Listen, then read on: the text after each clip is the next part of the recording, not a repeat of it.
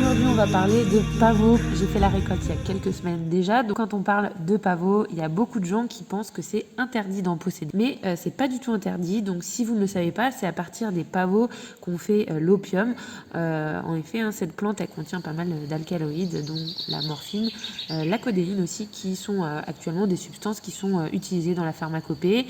Toutes ces substances à dose thérapeutique vont être utilisées en tant qu'antidouleur principalement. Et tout ceci devient une drogue quand elle est utilisée à des fins illicites, puisque c'est à partir de cette plante qu'on obtient de l'héroïne. Donc la variété qui est utilisée dans le but de la drogue, c'est la variété Alba, le pavot blanc. Donc je vous conseille de ne pas prendre celui-ci dans votre jardin, parce que tout simplement ça fait quand même assez suspect, même s'il contient pas vraiment plus d'alcaloïdes que l'autre, sauf si vous partez sur des cultivars qui sont vraiment sélectionnés vraiment dans ce but de produire de la drogue, où là, il y aura une teneur en morphine plus importante. Voilà, mais je vous conseille vraiment pas de vous lancer dans des trucs pareils. Donc l'autre variété qui est plus commune et qui est présente dans beaucoup de jardins et même à l'état sauvage en France, c'est la variété Nigrum, donc le pavot noir qui donne les petites graines que vous trouvez sur les pins, et c'est celle que j'utilise et que j'ai chez moi. Alors moi, c'est une variété à fleurs doubles, je trouve ça juste plus joli, mais à force de se ressemer, elle revient peu à peu à sa forme de base.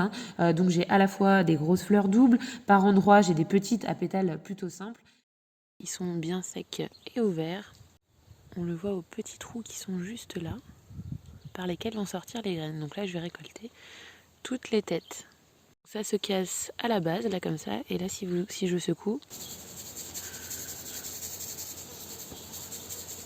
je pense que vous entendez les graines à l'intérieur. Donc voilà la moitié de la quantité totale que j'ai, et ça suffit amplement pour une année de graines de pavot, sachant que moi je m'en sers principalement pour la décoration des plats sucrés ou salés, donc je saupoudre mon plat fini avec ça. Là maintenant on n'a plus qu'à faire sortir les graines des réceptacles. Je n'en sème jamais au jardin en fait, ça se ressème seul, parce que là quand ils sont ouverts comme ça, il y a toujours des petites graines qui ont déjà eu le temps de tomber. Quand vous récoltez, vous en faites tomber aussi, donc ça va se ressemer spontanément. J'ai jamais fait de semis de pavot, ça c'est vraiment autonome on va dire. Donc pour récupérer tout ça, c'est très facile, vous prenez ça, vous le mettez la tête en bas et vous voyez que déjà les graines commencent à tomber. Ensuite, vous tournez un petit peu comme ça, ou vous secouez un petit peu, et en quelques secondes, c'est vide.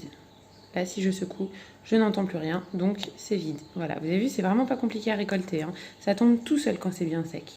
Et voilà, j'ai fini. Alors là, il y a cette quantité-là. Je sais pas, il y a combien de grammes exactement.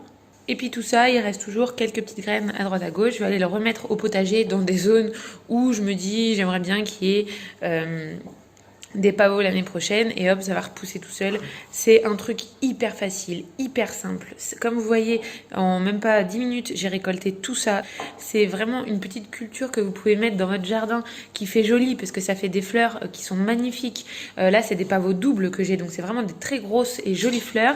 J'en ai des mauves très pâles et des roses presque rouges. C'est vraiment très joli.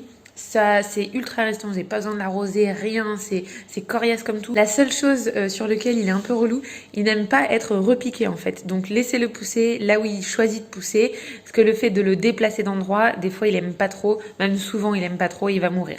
Donc voilà, sinon c'est vraiment une plante qui ne demande aucun entretien. La seule chose que vous avez à faire, c'est ramasser ça quand c'est sec et le faire tourner au-dessus d'un petit pot pour récolter les graines. Donc c'est hyper simple, hyper facile, et puis vous retrouver avec ça gratuit. Donc au niveau alimentaire, j'utilise les graines pour parsemer mes gâteaux.